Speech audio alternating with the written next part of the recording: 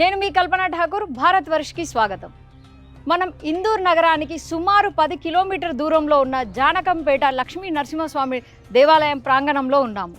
ఈ దేవాలయానికి చరిత్ర ఉంది. ఇది దండకారణ్యంలో ఉంది. ఈ దండకారణ్యం ఎత్తైన గుట్టపై ఉన్న ఈ లక్ష్మీ నరసింహస్వామి గారి చరిత్రను మనం తెలుసుకుందాం రండి.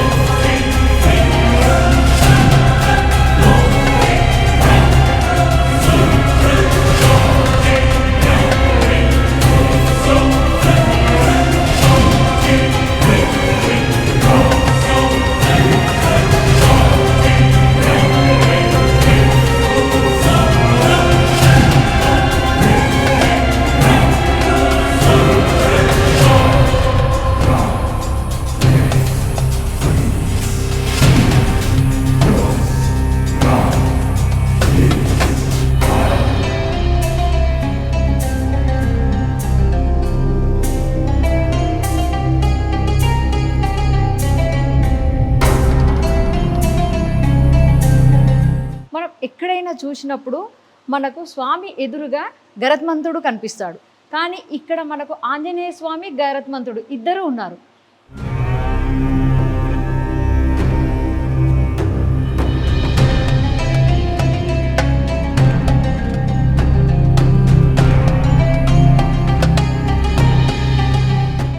మనం ఇప్పుడు లక్ష్మీ నరసింహస్వామి గుడిలో ఉన్నాము. గుడి లోపల మీకు మూల విరాట్ను చూసినట్టయితే నేలకు కొంచెం ఎత్తులోనే మనకు మూల విరాట్ కనిపిస్తారు.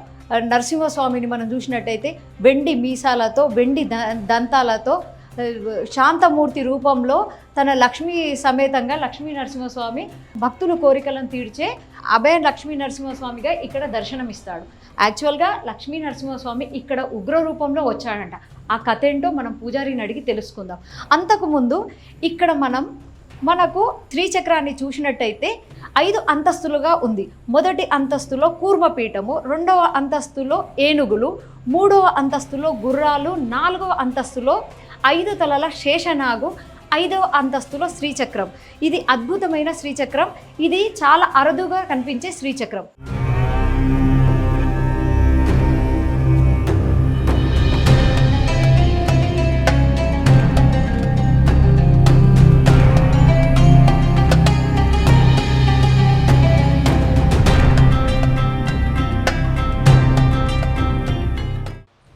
సో ఇది జానకంపేట్ లక్ష్మీ నరసింహస్వామి దేవాలయం.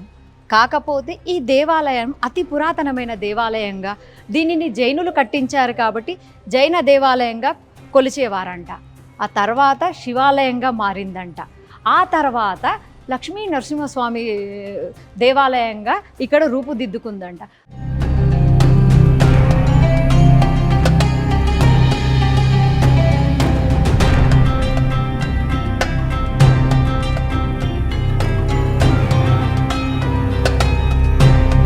పంతులు గారు, ఈ స్వామివారి ఉత్సవం కానీ కళ్యాణం కానీ ఏ మాసంలో ఉంటుంది? మాఘశుద్ధ అష్టమి నాడు నుంచి కార్యక్రమాలు జరుగుతుంటాయి. అష్టమి, నవమి, దశమి 3 రోజులు అధ్యానోత్సవం, ప్రబంధ పారాయణం ఉంటుంది. ఆ 3 రోజులు జరుగుతుంటాయి. తెల్లారి నుంచి ధ్వజారోహణం, అంకురార్పణము ఇవి జరుగుతుంటాయి. త్రయోదశి నాడు మాత్రం కళ్యాణం అవుతుంది. చతుర్దశి లేదు. పౌర్ణమి రోజు రథోత్సవం జరుగుతుంది. ప్రతిపద నాడు చక్కెర తీర్థం, కుస్తీ పోటీలు జరుగుతుంటాయి. కుస్తీ పోటీలు కూడా జరుగుతాయి, జరుగుతుంటాయి. ఓకే, చాలా విషయాలు చక్కగా చెప్పారు. జై శ్రీరామ్. నరసింహస్వామికి జై శ్రీమన్నారాయణ.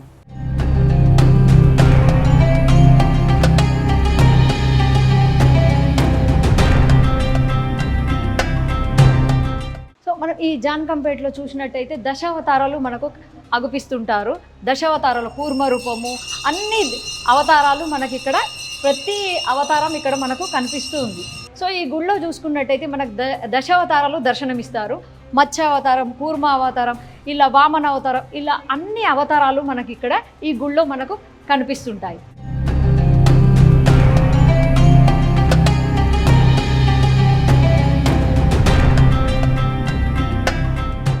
ఈ జానకంపేట దేవాలయానికి, ఈ జానకంపేట గ్రామానికి ఎంతో చరిత్ర ఉందంట.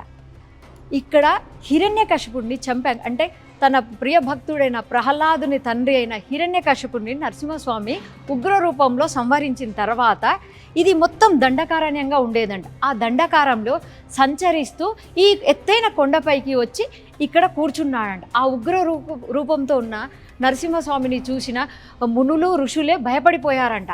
అప్పుడు వారు అందరూ అనుకున్నారంట, మేమే నీ రూపాన్ని చూడలేకపోతున్నాము, ఇక సామాన్య ప్రజల సంగతి ఏంటి అని.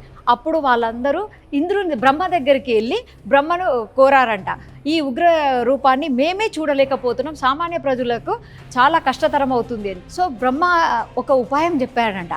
ఏమని? గండకీ నది నుంచి సాలగ్రామ శిలాన్ని తీసుకొచ్చి నరసింహస్వామి నాభిలో ప్రతిష్ఠ చేస్తే అతను ఉగ్ర రూపాన్ని సమాప్తి చేస్తాడని చెప్పారంట. వాళ్ళు అనుకున్నట్టే ఆ గండకీ నది తీరం నుంచి సాలగ్రామ శిలాన్ని తీసుకొచ్చి ఈ నరసింహస్వామి నాభిలో ప్రతిష్ఠ చేశారంట. ఉగ్ర రూపంలో ఉన్న నరసింహస్వామి లక్ష్మీ సమేతుడే లక్ష్మీ నరసింహస్వామిగా శాంతమూర్తిగా ఇక్కడ అందరికీ దర్శనమిచ్చాడంట.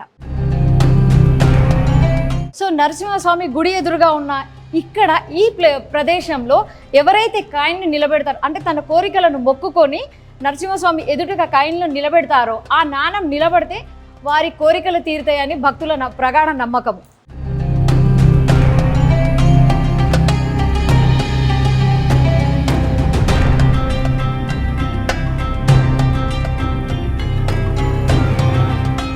మనం ఇప్పుడు అష్టముఖి కోనేరు పుష్కరిణి దగ్గర ఉన్నాము. ఇది శని దోషాలను తొలగిస్తుందంట. దీని వివరాలు తెలుసుకుందాం.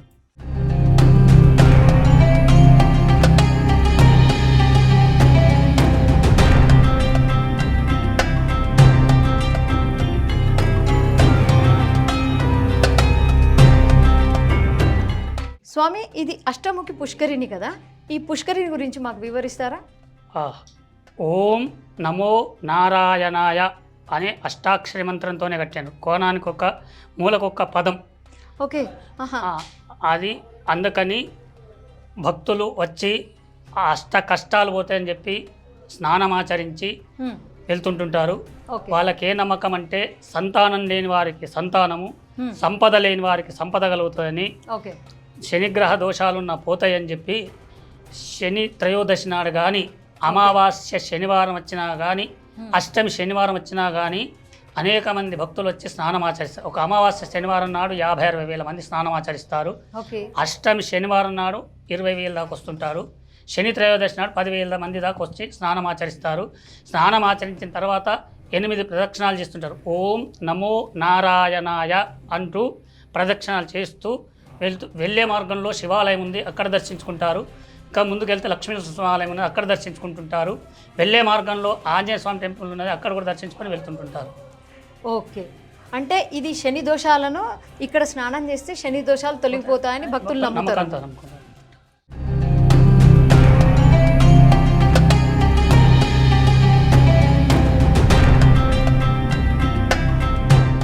ఇది అతి పురాతనమైన శివాలయం. రండి దర్శించుకుందాం.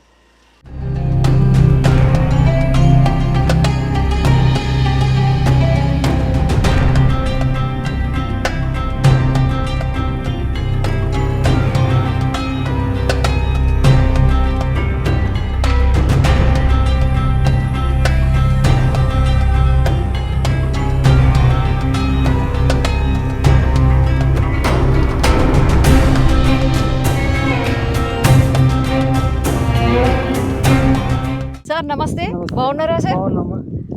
సార్ మీకు ఇక్కడ ఏమైనా బాధ్యత ఉందా సార్? ఇక్కడ అంటే బాధ్యత అనేది స్వంతగా కల్పించుకున్న బాధ్యత. నేను 2000 సంవత్సరాల బాసర్ గుడి సందర్శించి ఇటు వచ్చినప్పుడు ఇక్కడ కూడా మంచి గుడి అంటే వచ్చాను ఇక్కడికి. ఇక్కడ ఈ గుడి అంతా శిథిలావస్థలో ఉండింది. లోపల బండలు లేవు, ఏం లేవు. మన స్వామివారికి పూజలు కూడా అంతంత మాత్రానే ఉండింది. అది ఇది చారిత్రాత్మకమైన గుడి అని తెలిసి చారిత్రాత్మకమైన గుడి అని తెలిసి ఇక్కడ శివాజీ మహారాజ్ కూడా సందర్శించేవారంట. ఓకే. తర్వాత ఇక్కడ శివాజీ నగర్ అక్కడ మహారాజ్ గారు అక్కడ మన ఇక్కడ నైజాం ఇక్కడ దండెత్తడానికి వచ్చినప్పుడు ఇక్కడ బస చేసేవారు. నైజాం వాళ్ళు దండెత్తడానికి వచ్చినప్పుడు ఇక్కడ ఎవరు మన శివాజీ మహారాజ్ ఉండేవారంట. తర్వాత ఇది ఇంతకుముందు పురాతనంగా జైనుల విశ్వవిద్యాలయం ఉండేది ఈ ప్లేస్. విశ్వవిద్యాలయం ఎక్కడెక్కడ నుంచో జైనులు ప్రపంచవ్యాప్తంగా వచ్చి ఇక్కడ వాళ్ళు జైనులు విద్య నేర్చుకున్నారు. తర్వాత ఇది శివాలయంగా మారి తర్వాత ఇది టెంపుల్గా నరసింహస్వామి అంటే ఇక్కడ జైనుల విశ్వవిద్యాలయం ఉండే కాబట్టి దీన్ని జైన దేవాలయం కూడా అనేవాళ్ళు. ఇక్కడ చాలా మంది జైనులు కూడా వస్తుంటారు. తర్వాత ఇక్కడ ఈ శివ విష్ణు తత్వం ఉంది. అంటే నరసింహస్వామి బొడ్డులో సాలగ్రామం ఉంటుంది. ఇది ఇక్కడ విశిష్టత. తర్వాత ఏంటంటే ఇక్కడ ఈ శిథిలావస్థలు ఉన్నప్పుడు నేను ఒక సంకల్పం చేసుకున్నాను. అరే నాతో ఏమన్నా చేతనైనంత ఇక్కడ చేయాలని సంకల్పం చేసి అక్కడ మా మేడం ఇక్కడ గవర్నమెంట్ టీచర్ ఇక్కడ జానకపేటలో వర్క్ చేసింది. ఇద్దరం కలిసి వచ్చి అక్కడ కొద్దిగా స్టార్ట్ చేసినాం. పని స్టార్ట్ చేసినాం, బండలు వేయడం అది చేసినాక తర్వాత ఇది ఏ సంవత్సరం? 2000 అంటే అంతవరకు పురాతనంగా ఉండింది. కొన్ని శిథిలావస్థలో కూడా సరిగా వ్యవస్థ ఇక్కడ సరిగా లేకుండింది.